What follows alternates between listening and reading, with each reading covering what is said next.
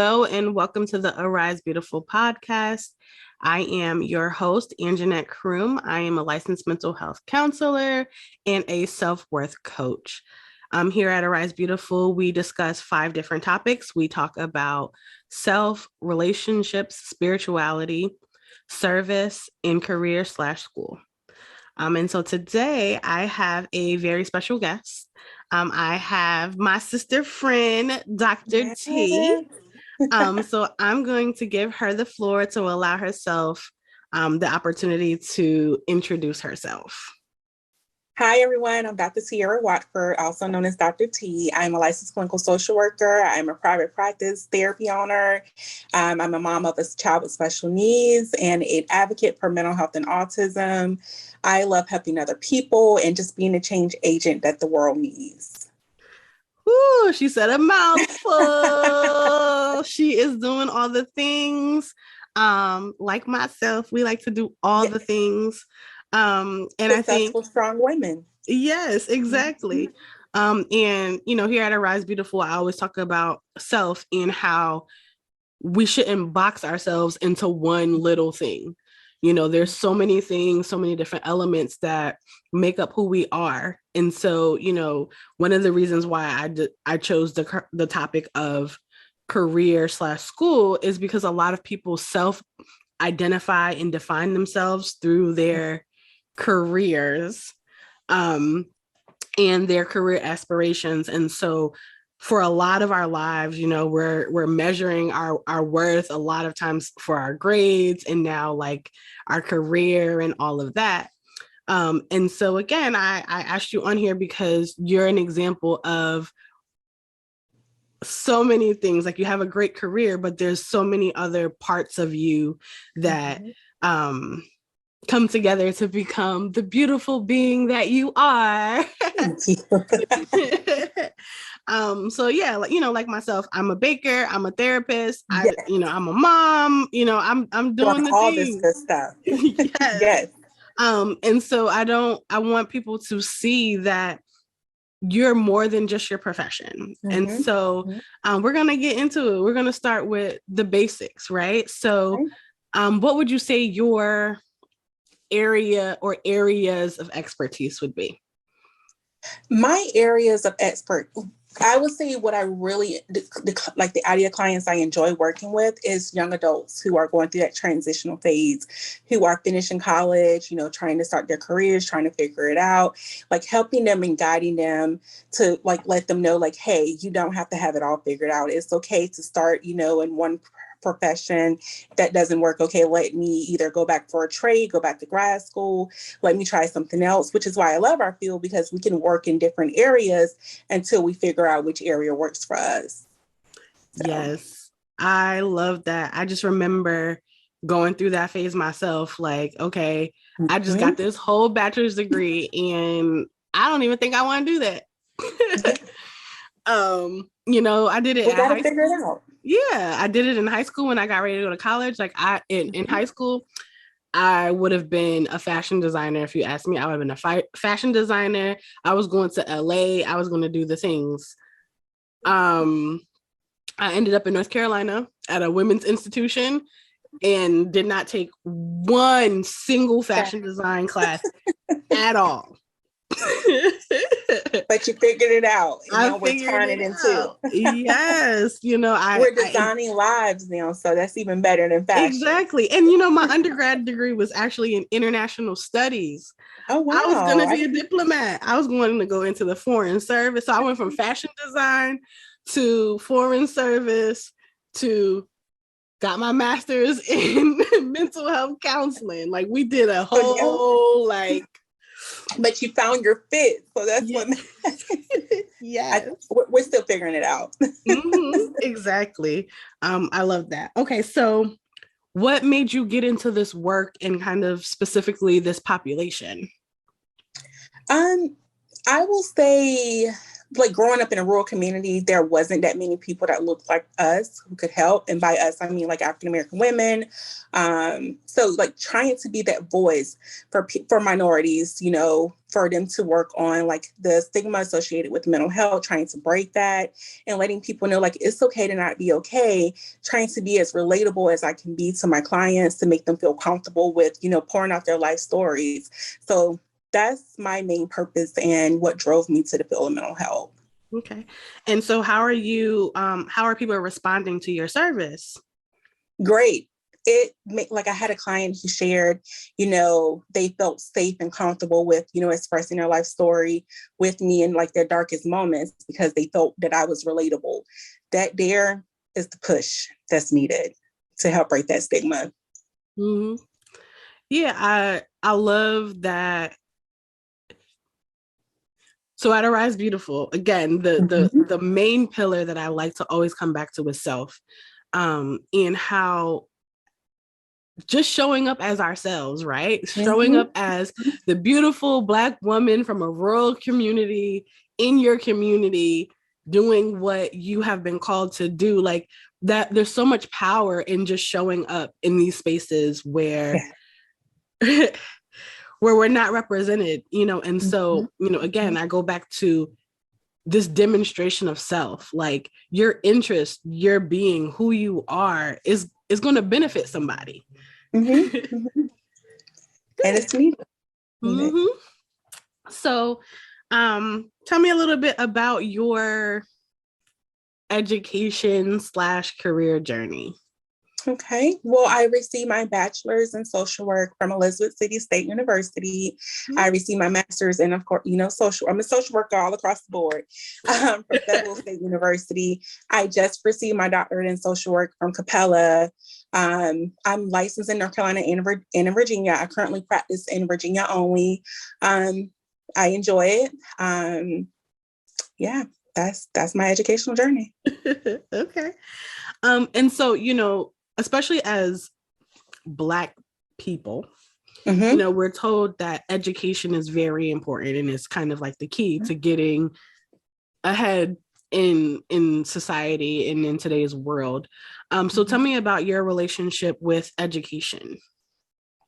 Education is the key, most definitely. I know things are a little different now with entrepreneurship and, you know, gaining trades. I just say you have to find what works best for you. I would not be where I'm at today if it wasn't for education. So I'm going to always push education first. You know, if you want to learn trade while you're in school, great. If you want to start your business while you're in school, that's good also. But education is definitely important and it's prioritized. Yep. Okay. That's great. I think for me, education has also been like key. It's almost like that basic foundation of education. But I do like to share with people that it isn't easy. Because while so when I look back in hindsight, when I look back at my educational journey, like my grades weren't always the strongest. They weren't like, I, you know, C's get degrees and they got mines. That was me in undergrad. And undergrad, you know, I had my daughter while I was in undergrad, you know, went through, you know, family challenges. I pledged while I was in undergrad. So my grades weren't the best. But hey, once she finished, all they want to know is if you finished. That's all they need. But, you know, it's important. But, you know, just try your best. And with education, it's a commitment. It's going to take time. It's going to take sacrifices. And I think that's what, you know, younger generations have to understand. Right. That it's a commitment. You can have fun too, but you got to make sure you get the work done. Exactly. And kind of like the foundation, I feel it's important to know like the value of education, but also kind of broader your view of interpretation. So not necessarily having to be the straight A student, having to, you know, have all the schooling, but also like have a plan for your education, which is really important. Like I said, for me, I didn't present very well on paper. Like my GPAs was low, like grades was low. But when you talk to me, you couldn't tell. When you talk to me, you couldn't tell that I wasn't intelligent. Presentation and personality is what matters most. I even had Yeah. a professor tell me that in grad school that my personality was going to take me further. I don't know if that was an insult or a compliment, but I it worked. We finished, we got the degrees, we got the license, and we're out here, serving to our communities. Yep. So, So we did it. yeah, I did do it. And I like to, like, when I work with my young adult clients, like my kid clients too, that are still in school and struggling, because school can be traumatic for some people, especially if you don't learn the way it is in school. Yeah. It can be. And so, like, for me, I was a hands-on learner. I looked for lots of outside opportunities. So internships, programs, like I was all about the experience. So anytime I was able to have an experience, I was all about that thing. Right. So it's like, I'm study abroad. Yep. Sign me up. I'm going. Yeah. like everything that I could do, I did. And I like to encourage people along their educational journey to think about that too. Education is learning, right? How do you, and two, looking at, there's some foundational principles that we have to learn, depending on, one in your regular elementary, middle, there's that standard that everyone has to learn. In college, depending on your major and your specialization and all that, there's some standards that you have to learn. But I think that the key with education is application. Application, yeah. And it takes you way further. Yeah. Yes. And so thinking about your journey, your educational journey, not just getting this piece of paper, but how are you going to leverage this educational opportunity to get to the next step? The next level. And so I think when some people have that disconnect, that transition to like, oh, I just spent all this time getting this degree and now I don't know what to do with it. It's not lost. It's not lost. Just try something else.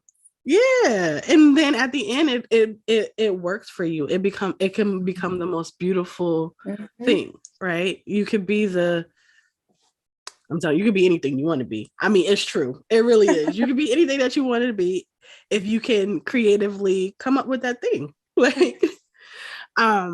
So for you, what has been, I guess, the most difficult part of your educational journey? I would say early on finding my fit. Like I worked in pretty much about every setting of social work. And I finally found like, okay, private practice, outpatient therapy, I like this. So that was like the most difficult part. Like I said, I wasn't a straight A student, not even an AB student. I had a lot of C's on my transcript.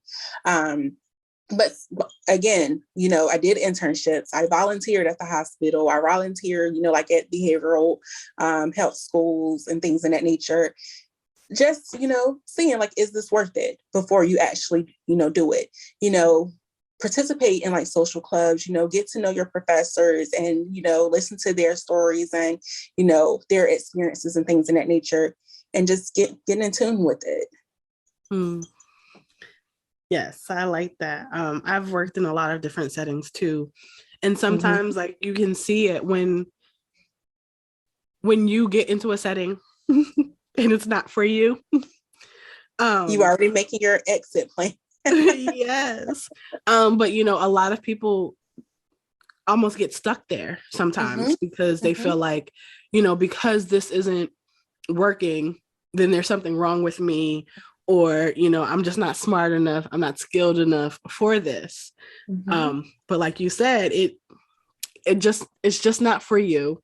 Right. It's time to start trying something else. There's something else out there. Because you have to find your fit. You want to be present and be able to give your all. So you do have to find a fit that's going to work for you and not somewhere that you hate. So. Yeah. Not somewhere that you hate, not somewhere that doesn't appreciate the skill set that you bring. Don't go diminishing what you got going on because the job and the people around you don't recognize your skill set. I have an experience myself where I worked in the prison setting. And all this all this bubbly and Not in the presence. they was not feeling that. The inmates were. I was really effective with my clients, but the guards, my supervisors, they was not having that. I would walk through the courtyard and the inmates would be like, EJ. They're like, oh no. But they missed that on greatness. It's okay. They did. I love that job. But I kept failing. I was failing my evaluations, and there was just a weird disconnect where it was like, okay, they're not appreciating what I got going on. I need to make my exit. Mm-hmm. And be comfortable with that. Mm-hmm. Yes. So how do you help your clients to kind of identify that time where there's a disconnect, and how am I going to get to the decision, making the decision to leave, and then kind of acting on that? Okay. First, becoming in tune with yourself, when your presence and your skills and stuff aren't being valued. Being in tune with that, making that decision, seeing what options are out there, just taking that leap of faith and stepping out there. And sometimes that leap of faith may be relocating, or taking some sacrifices, but you have to decide which sacrifice is worth. Okay. If it's a pay cut, that's okay. Yeah. Pay cut may be worth the peace that it brings. Pay cut versus I'll take the peace. Any day. Yeah. Okay, so from your own kind of journey, right? Mm-hmm. How does your career impact your identity? I would say it doesn't, because I'm very transparent. What you see is what you get. Mm-hmm. I'm so sorry. I try not to, diminish who I am. I try not to, I try to appear to be as, real as possible. Mm-hmm. And that's just it. So I love that. I mean, because I can't pretend to be someone else and not give them, all that they are. Okay. So the fact that you said that your career doesn't impact your identity, mm-hmm. I think that's great, because like I said earlier in the conversation, that a lot of people self-define through their careers, mm-hmm. And when they receive some type of devastating event in their career, there is a significant loss of identity. Mm-hmm. And I think it's because, we spend so much time getting to that career, getting to that job, and so it can be different. It could be different. But I think that's the difference, because, I'm in private practice. So of course it's tailored around, how I want it to be ran, getting clients to match, my vision of the business and the brand and things in that nature. Mm-hmm. So that's the difference there. Absolutely. Absolutely. So much different than when you work for an agency and you kind of just get what comes along. Yeah, look, I've been there.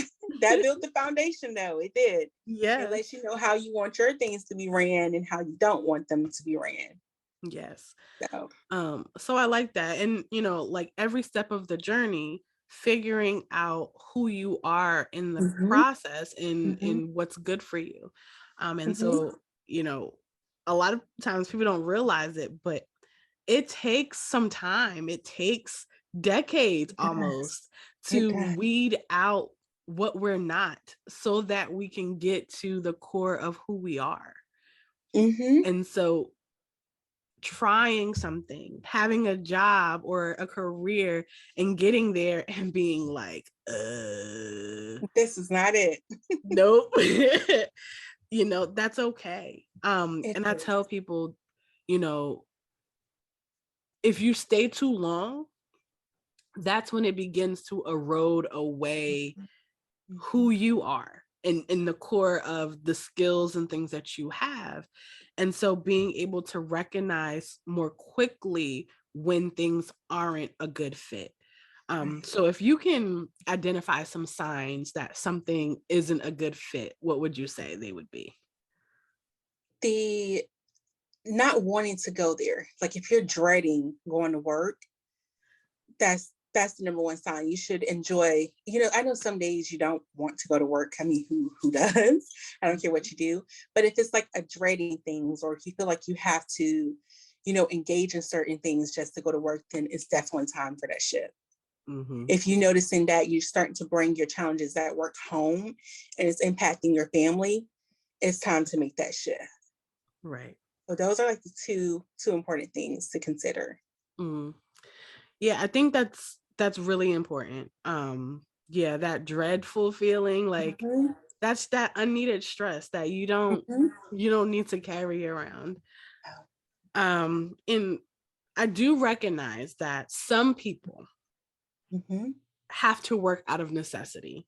And Mm-hmm. so sometimes you do have to kind of take Take what's it in. available to you. Mm-hmm. And But that's definitely true. We've done that. yeah. But when doing that, understand, like Mm-hmm. going back to that self piece, that your job does not define you. Yeah. And so it's important that if you do have a job that is not the greatest, that's not the fit, but you kind of have to just To do it. endure.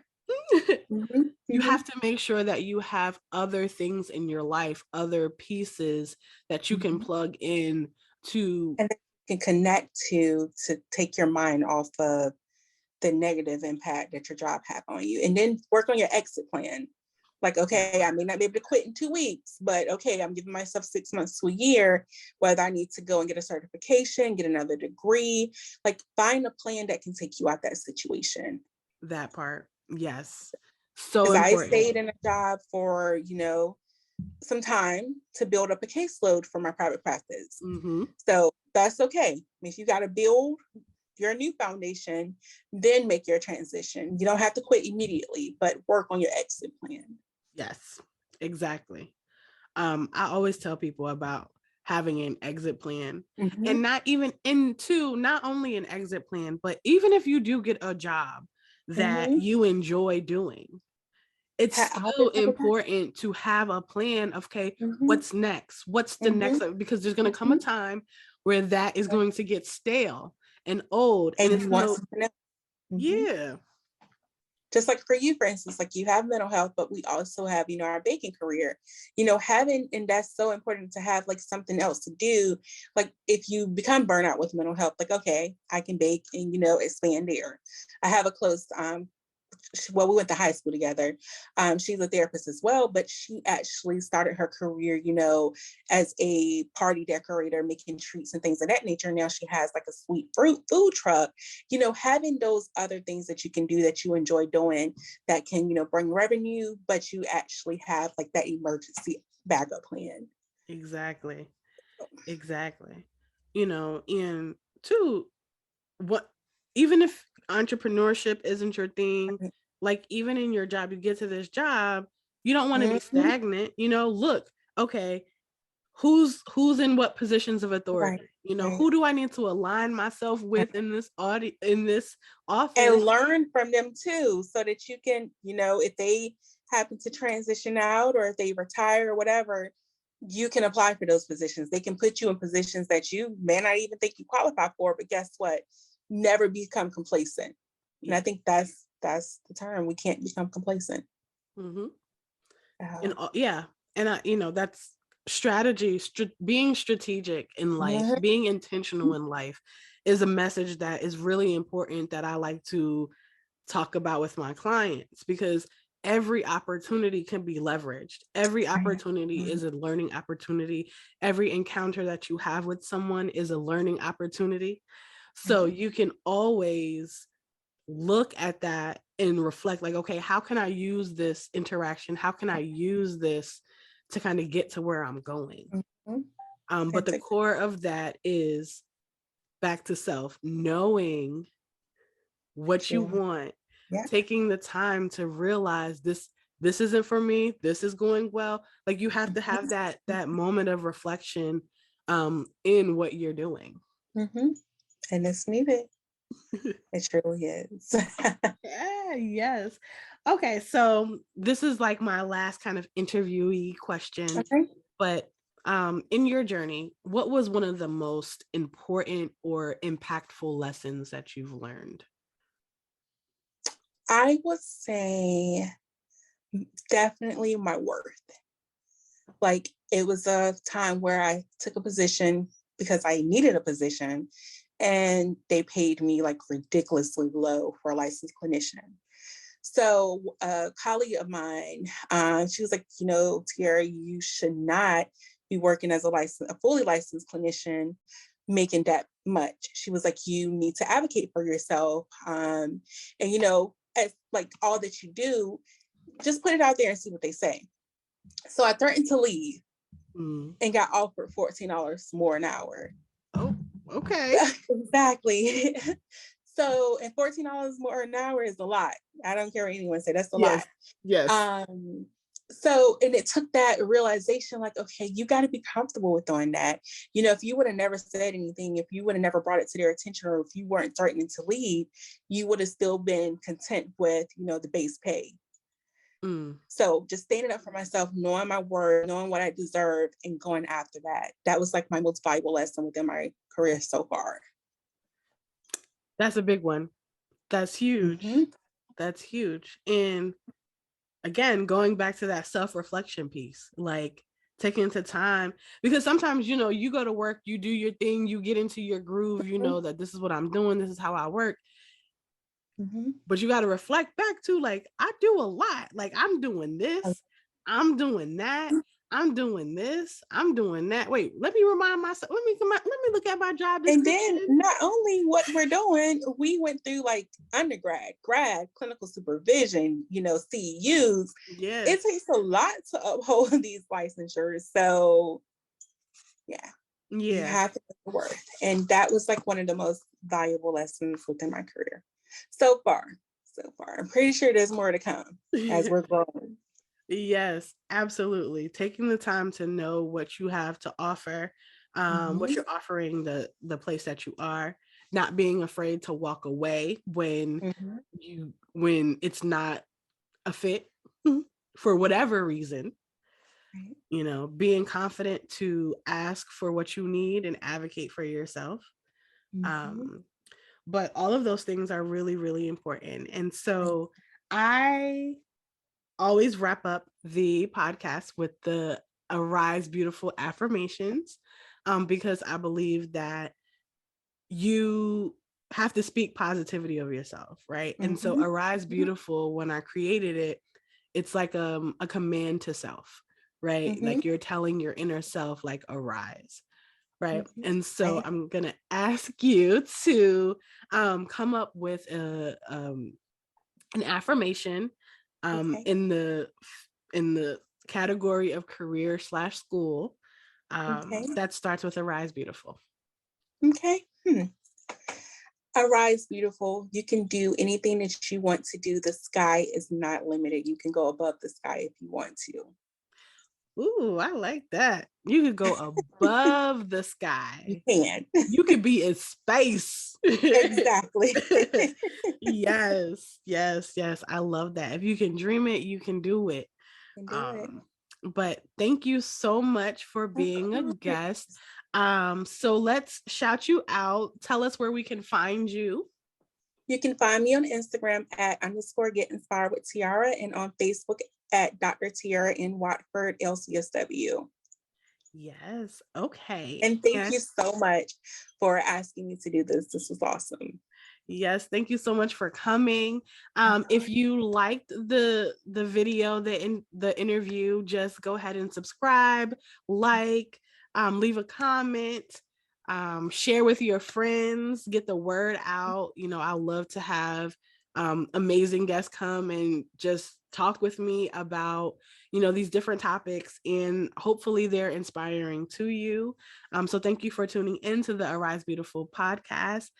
Stay tuned for our next episode that will be released next Monday, and enjoy your day. Bye.